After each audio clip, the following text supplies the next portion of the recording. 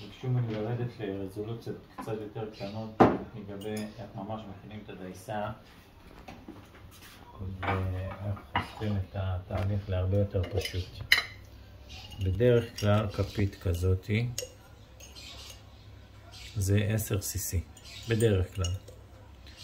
4 גוזלים, בדרך כלל כל אחד אוכל 5, נותן להם איזה 20 בערך. ואז כדי שזה לא יצא יותר מדי רטוב, אני עושה 10, 20, ואז אני מערבב.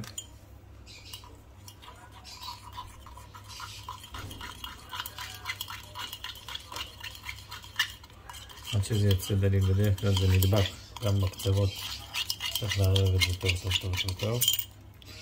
אפשר לי פה עוד מים. ואז שמוסיפים מעט מעט זה לא מתקפצ'ץ'. זה כבר קצת סמיר. ניתן עוד טיפה, זה כזה 2 וקצת.